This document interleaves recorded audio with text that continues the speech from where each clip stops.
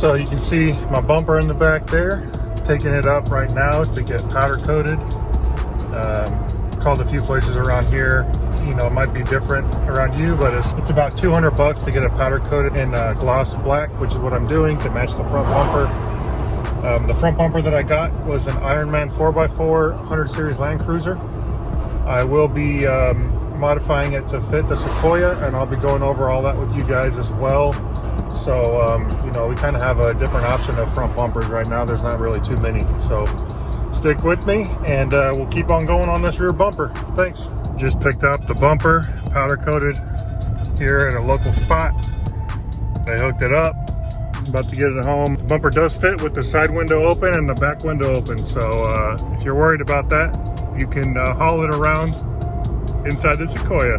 Let me tell you, unloading this sucker by yourself on an incline is no joke, but with the help of a little Harbor Freight dolly, I was able to do it.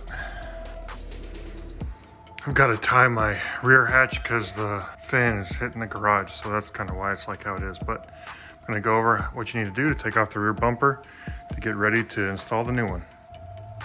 Okay, there's going to be 6 10mm bolts that are held in all along here.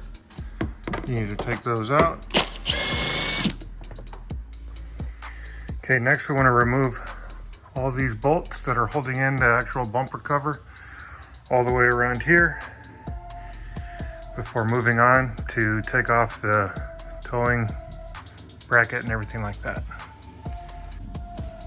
Okay, next thing you need to do is take off the mud flaps. There's a 10mm bolt right here. There's 2 right here. There's 1 right up under, right up kind of where my hand is. Then you gotta unclip a little that's missing on this side, but there's a kind of retainer clip right there and right there. Okay, so next thing you want to do, there's 1 more screw that's holding the bumper cover up to the body. You can kind of see right in there, I'm pointing right at it with the Allen wrench, where it comes up through the bottom. You can see it better right there. Right there. Comes up through the bottom, so the head of the screw is coming up from the bottom and it screws into the body like that. A screwdriver, you kind of got to peel this little area back right here and stick a screwdriver up straight into the area, pretty much like this. Stick it up in there and get to the screw and then unscrew it that way. You gotta do that for both sides. See what I did here is I just got an extension and I stuck it up in there, up into the bolt. You can see kind of in there.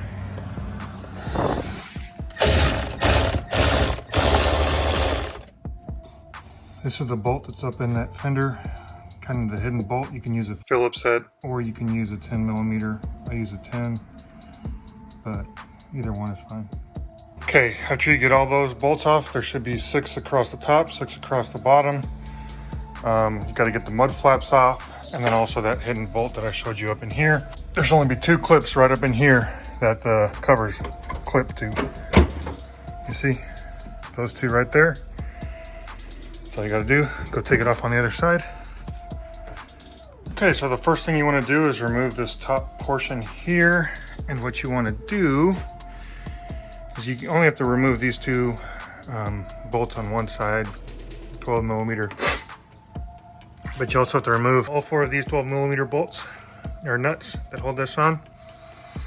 And then you can see on this side, I don't have that piece on, so once you remove the 2 up here and the 2 down here, you can simply basically knock that piece off, and then the whole thing should slide off like that. Now the next thing you want to do is there's 3 bolts on each side. These are 17mm, and they go through to the bottom here. There's 1 right here, and then 1 here and 1 here. You also want to remove the 4 bolts that go into the towing hitch right here.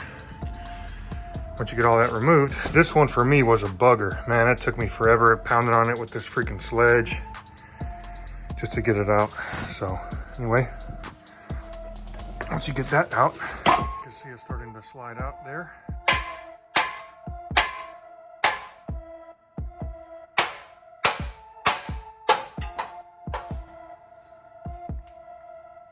we're gonna get this removed, and then we're gonna get the towing hitch removed after that. Okay, so the next thing I want to do is remove this actual towing system here. What I ended up doing, this is these are 10mm bolts here. Let's just go through. This is how the initial plug set. I did those, and you can see there's two clips that went into these two tabs right here. You just got to pull those out, and now that's hanging loose. Looking under here on each side, looks like there's 3 bolts that hold this tow hitch unit in place. So I'm gonna go ahead and get those removed and pull this out. We went ahead and removed the hitch bar. There was just, like I said, 3. You can see 1, 2, 3 on one side, 1, 2, 3 on the other. Those are 17mm bolts. Be careful when you're undoing the last bolt. You know, you don't want it to just fall. Could fall on you, whatever. Kind of support it when you're taking the last one off, just so no one gets hurt. But now we're going to go ahead and get started on the install for the brute force fab. Okay, so this is the hardware that comes with the bumper. You get several of these bolts with you're gonna have to put the washer on, and these nuts that come with it. And you get 2 long Allen bolts that have these lock nuts on it. Then you get 6 medium length Allen bolts with the lock nuts on it.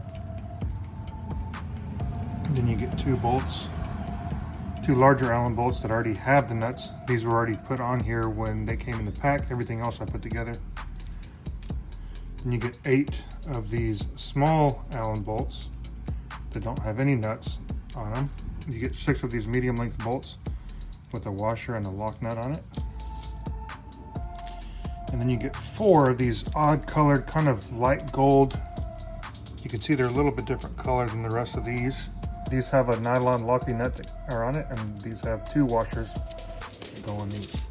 So the next thing I want to do is mount these brackets. And you can see that one side has 2 holes close to each other and one hole is kind of farther to the right.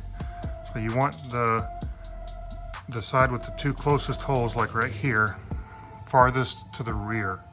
So you can use that to help determine which side these brackets go on. And these are also going to be using the same original factory bolts that held on this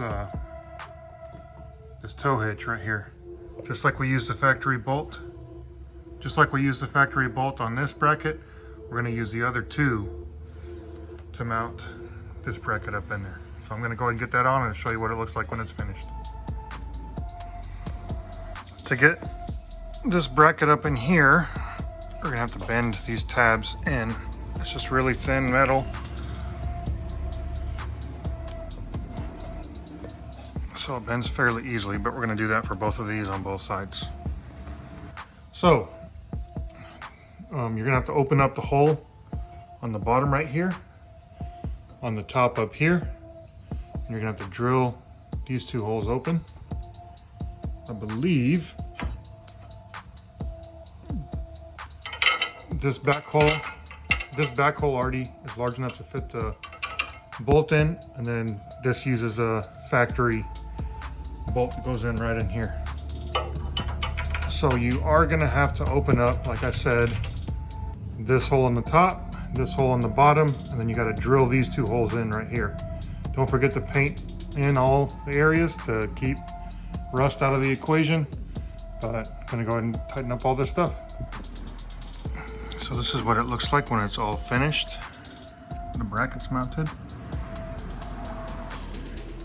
I had to open up this hole, drill these 2. There's no holes here originally. This one fits no problem. And then down here, we use a stock bolt here, and this is a separate mount over here. And there's the 2 stock bolts going in there. And the way you determine which mount goes where,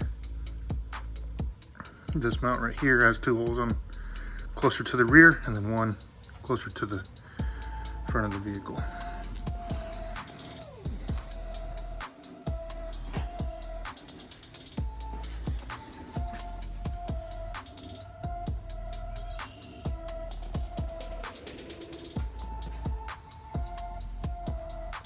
So here's my bumper here. I think it's going to be a little tricky to do this by myself, but I kind of got a little stool and some jack stands. I'm going to attempt to roll it over here, place it on this side, put a bolt in over on this side, and then kind of maneuver it over here as well. So going to go ahead and attempt to do that, see how it goes. Seems like most people do this with a two-person crew at least, but I got myself today, so let's see how it goes. Got the passenger side up on that stool. I think it's going to be a little bit easier than I had initially anticipated, but we'll see once I get these bolts in. So I was kind of looking at this bolt because and I noticed that this nut was on here and it was welded inside. So I must have forgot to take these off before it got powder coated. But then it got me looking. In here you can see it's kind of like it'll allow for the stud to kind of come in and rest right here. So I think I'm going to be able to use that stud and just kind of hook it in on this side and then do the other side as well. Well, my best laid plans never work out, but my plan with the stool and stuff didn't work. So if you're gonna do this by yourself, it's, oh my gosh, I don't know how many times I've hit my head on this stupid freaking hatch. But anyway, you can see it's kind of like misshapen here where there's a piece of metal that's welded up on the bottom. Same for over here. That's where that kind of V channel that hooks over the welded in stud is. So what I ended up doing is I just lifted it up from here and here with both hands and just kind of like tilted it up and tried to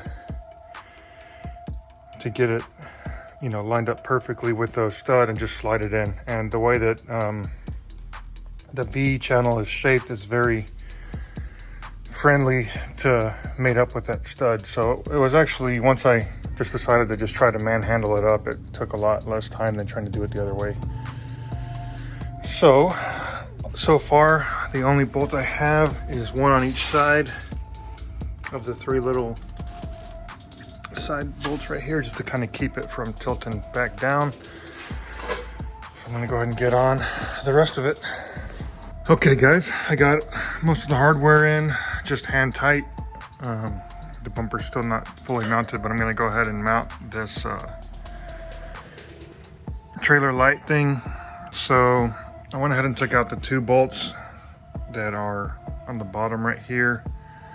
You can see they mounted the bumper there.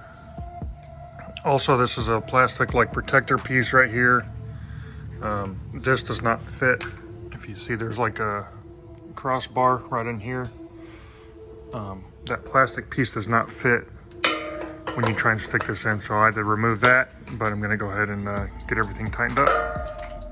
So I got this mounted in here. Like I said, I took off that plastic elbow on the back. I'm assuming, the instruction, there's no instructions really that come with this, but there's two long Allen head bolts that don't come with a nut on it already, but have a locking nut that screws onto the back. I'm assuming that's where these go, just because those are the two standalone ones. So I went ahead and put those on. So don't get confused with these two other long Allen bolts that these come with the nut on it already. These screw in to the mounting points here and here, where the actual like swing out lock kind of clips in. So that way you can kind of tweak it to match exactly what you need for it not to be swinging around. So these are the long ones that are not used for this. These are a lot smaller than these, but these are also just as long as these are. So this is what these look like once they're installed. The hook from the latch for the swing outs will go in here. And you basically just tighten this down to where it's the proper, let's see if I can show you on this side. So you tighten this down, you see how it comes in like that. That will be pressing up against the latch to keep it from rattling around. And then once you have it set to the perfect distance for your hinge, for your latch, then you just tighten, you basically lock this nut down against the black bracket here. So it's kind of going to be individually set for each person. Well, you know, every project has a ton of setbacks. Luckily it's tight, but it wasn't tight enough to break my freaking Allen key, I don't think. However, it's broken off in there, so probably just going to leave it in there until I can change it out eventually. Like I said, it's tight already, but that's how it freaking goes. It's pretty tight. So here it is, halfway installed. Nothing's tightened down all the way yet. I just wanted to try and see what it looked like here. Get most of the bolts in place, kind of align it, and then tighten everything down. Okay, so I'm under the driver's side here. My hardware came with one of these bolts too short, so I went and just got two. I want these to match. I don't know, it bugs me. So I have one over here and one on that side. These are grade 8 bolts, but you can't forget to tighten. So up at the very top, kind of where I'm pointing right there, that's where the stud is, where the V notch kind of slid over. So you can't forget to tighten that. Then there's 1, 2, 3 right here. And then there's 1, 2, 3 on the second bracket right here. So it's easier if you get all the bolts in loose, so that way, you know, everything's in the hole. You don't got to force anything once everything's tightened down. And then once all the bolts are in, then you go back and retighten up everything. Okay, next I'm going to be mounting my tire carrier. Most people get the single swing out, so yours might be a little bit different, but it's probably going to be mostly the same. So this, you can see it's got a little threaded portion right here, and this section right here is threaded on the inside. So you got to basically lift this up and tighten this little neck down into the sleeve right there. Okay, so the next part is we're going to be installing these bearings into the swing out. I'm going to do the best I can to explain it, but I'll have to kind of just show you as I do it. But you want to make sure you grease all these bearings, and if you see, it's kind of angled, you know, kind of it's wider at the bottom and more narrow at top. So after you grease these, you're going to stick it in this orientation with a narrow part up coming in from the bottom, with the wider part at the bottom closest to the bumper, right? So that's going to be in there. And then, so like a dust cover, you want the rubber side down closest to the bumper. You're going to put that in there as well, kind of like that. So, like I said, you're going to grease that bearing with the narrow side closest to the top. You're going to stick that in first, and you're going to put this dust cover in at the bottom. Then you're going to tilt this up and place it on the bumper like that. And then with the second bearing, you're going to place the narrow side down, coming in from the top right here. And then once that's in there, don't forget to grease these. You're going to place this washer on top of that bearing, and you're going to place this nut on top of that to hold it all down in place. And then finally, you can see here, these are aluminum, basically like lids. Those just screw up on the top of this right here. And if you ever get confused on which way you need to put the bearings in, you can look in here and you can see it's tapered a certain direction up this way. And same thing for the top. You can look in the top and you can see which way it's tapered. So the bearing needs to follow the same direction that this taper is on the top and the bottom right here. There's a little O-ring that you need to put over these, which screw into the top right here basically, just to help keep the dust and water and grime out. So don't forget to put that on, because you do not want dust and grime to get up in the grease, and then it'll start grinding through the bearings and it'll just start to pit your bearings around. So don't forget to put those on. For this nut, which sits on top of this stud right here, you're going to need either a 1.5 inch socket or a 36 millimeter socket. I have mostly millimeter stuff because I work on a lot of import vehicles, so I got a 36 here. You can see it fits perfectly. I'll have the link to these sockets in the description if you need to get a 36 millimeter or a 1.5 inch socket. I'll place those down below. All right, so I just got some marine grade grease here. I'm just gonna go through, kind of just slather it on, go around, and you want to try and roll these bearings so the grease gets all up in there, all on the inside as well. Just want to pack this completely with grease, fill up as much of the airspace inside in between the race and the bearing here as best you can.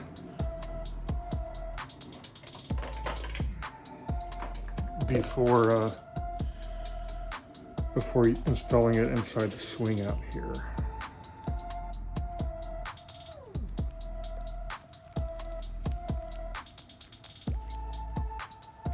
All right, and I'm going to install it in this orientation from the bottom up.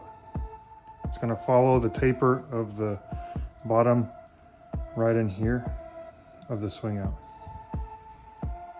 Okay, we're looking at it from the bottom right here. You can see it's placed in there.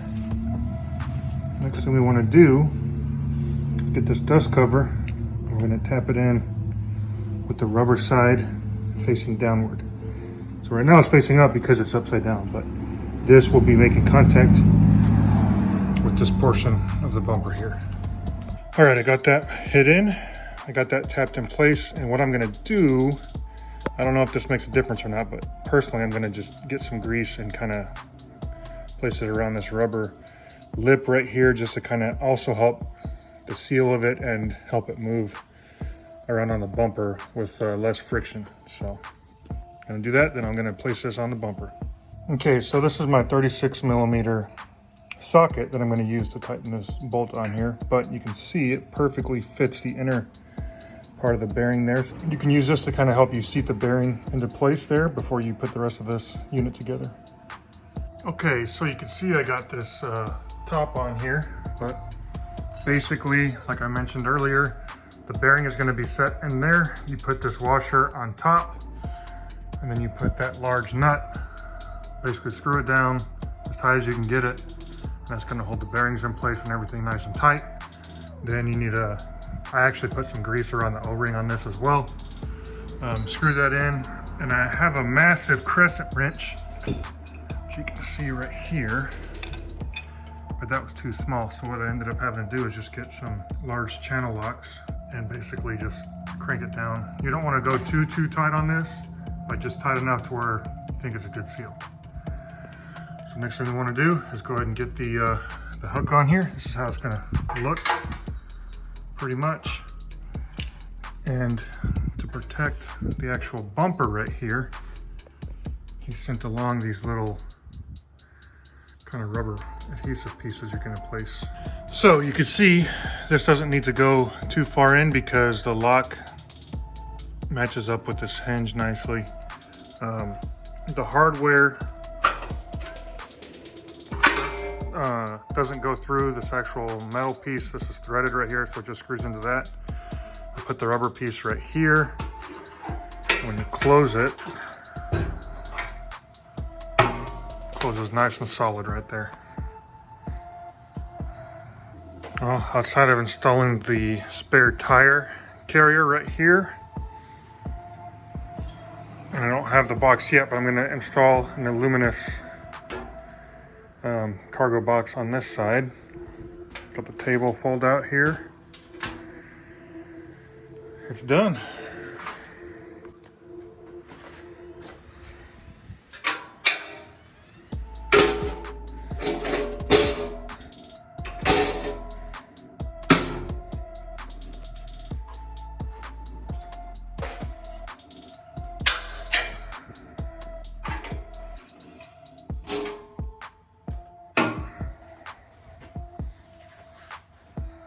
There we go.